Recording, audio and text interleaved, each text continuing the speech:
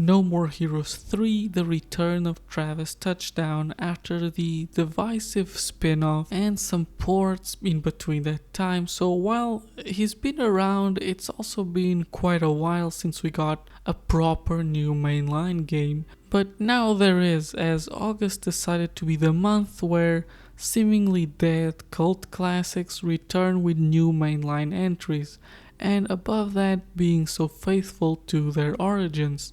But while for others that might work, I think No More Heroes 3 is one that could have used some more modernizations. Especially since after playing this, I felt this was more like a love letter to the first No More Heroes game, which is an odd decision, especially when the amazing No More Heroes 2 exists, but well, let's get into it. First, let's start, of course, with the story. Very much like other games in the series, we have our protagonist, Travis Touchdown, now a 40-year-old man, fighting against, in this case, aliens to climb up the ranks and be number one. This time around for a more noble cause, as these aliens plan to take over the Earth. It may seem like an overdone setup, and it is, but it's also very much a No More Heroes thing to do. Pick these settings and have them in a very parodic and comical way. Even Travis' age and mellowness, as he is more willing to forgive the aliens over killing them in overly gory ways like he used to, and this is used as a joke as well. Or how they sell the aliens as being bratty rich kids after presenting them as serious criminals that had been sent to a black hole as punishment. And it's this level of silliness and weirdness with the big amount of self-indulgence that makes No More Heroes, well, No More Heroes. There are deeper topics here, but the game never stops to hit you over the head with them and break the comical mood, and in fact might end up using them as a joke, which I think adds a layer to this game that makes it stand out even over other Suda51 games, which I think has always been a strong suit of this series. And to be honest, and as a possible finale to the story, I think this is actually a pretty cool way to go. Maybe, I don't know if this is actually the final game. But now as we get into the gameplay, the tone does sour quite a bit as we get into that thing I said where it feels like a love letter to the original No More Heroes, as in the number one, bringing back the open world and horribly controlling Pike. Now you have to gather a certain amount of money to buy your entry into the next level, and it's like, I was gonna do these side missions anyways, but I don't want you to force me to do it because it ends up feeling a bit grindy, especially if you finish all the side quests and you still have some money to raise up, which to be fair only happened because I spent money on other stuff. But that also raises an annoyance that money you use to progress through the story is also the same money for expendables, which in maybe an RPG is cool, but here in a much more shorter experience can be a bit annoying. At least then the currency to upgrade your character is separate. You can upgrade your health and attacks, some special moves, and your sword's energy, which once again you can use the motion controls to charge and do special moves, QTEs I mean, but this time around to play in handheld mode you can also just use the right thumbstick. But if you're not playing in handheld, I do recommend just using motion controls, as they are just faster and less finicky in my experience. I know, I couldn't believe it either. But getting back to the upgrades, it's good. We have more to upgrade because now we have no other sabers. Your initial saber is the only one, which is fine, but why? I know a lot of the time the other sabers were a bit gimmicky, but they also were really cool and different, and just having no chance to use them is kinda lame, honestly. Speaking of lame, the bosses. No, I'm just kidding. The bosses are fine, but I'll be honest, these are the worst one in the series, and it's mostly because they're too samey in the way that you're fighting monsters that are slightly bigger than you in a fairly small arena, usually with a small gameplay gimmick before the actual fight, which to be fair I really enjoyed, and it helps these bosses a lot. And while individually these aren't the worst bosses like I made it out to be earlier, collectively, again, they're a bit too similarly to each other, which ends up making them repetitive. It made it so I wasn't as excited to go into the next boss as I would with other games in this series. Now, regular enemies wise, this probably is the best game, mostly because of the aliens this setting brings. In previous games, we mostly had humans and their different variants, but because now they are alien creatures, there is a bit more variety. Still not so much that I would praise it for it, so to say, but it is a nice change of pace from the previous entries, and overall the combat still feels good.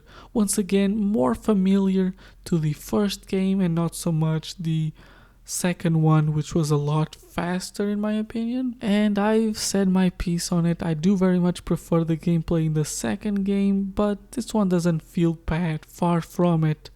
The final thing I wanted to mention though about this game is the mini games, which in this case I actually like that it went for the first game, as those types of mini games were like little chores in the world of the game, which I prefer over the arcade games of the sequel. Yeah, you're just picking up trash, cutting grass, shooting cannons at alligators, you know, the mundane, but it's funny and I like it, especially since you hopefully won't burn out on them given you only play them a few times out of curiosity and not because you find yourself out of money, which, you know, that's a callback because it might actually happen. Anyways, I think this is a nice note to end the gameplay on because I did enjoy it despite me thinking this might actually be the weakest one in the series. And the gameplay is like slightly better than one, but the bosses are not as good, so you know, take it or leave it. But anyways, let's move on to the visuals, and I have used the word self-indulgence before in this review, but God, is this self-indulgent. It's still the same cartoony style of the others, but now we have anime intros and outros.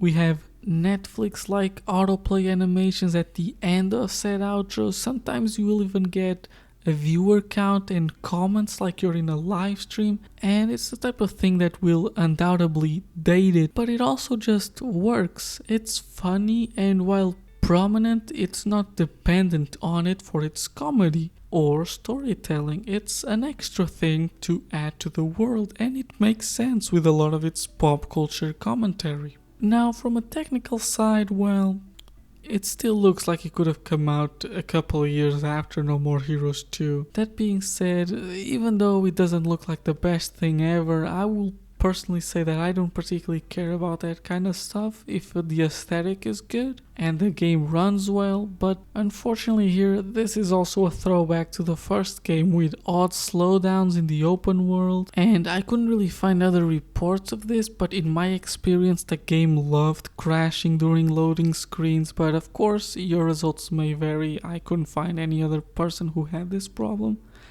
And since it's a Switch game, well, it loves to drain your battery as well, and playing it handheld makes for a very short session of play anyways. But it's fine. At the end of the day, if you like the way No More Heroes looks, you'll probably like this, even if it might not be your favorite.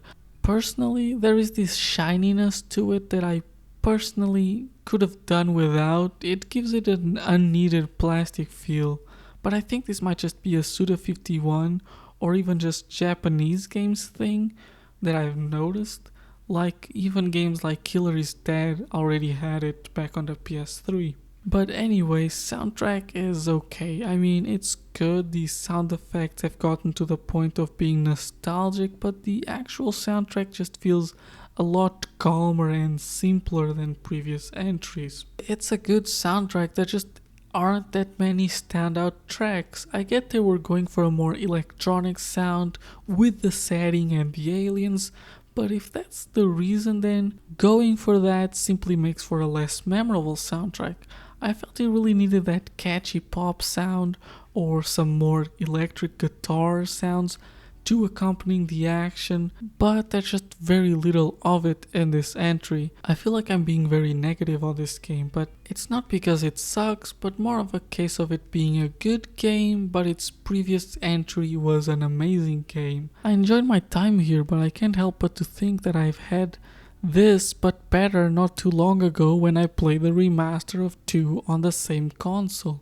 And for those and all the reasons I've given so far, I am giving No More Heroes 3 a 7 out of 10. It's a good game, but it leaves me wanting more. It didn't quite scratch the itch, and I know a big part of it might have been budgetary, and that's always sad to hear, but at the end of the day, I'm reviewing the game in front of me and not a hypothetical one.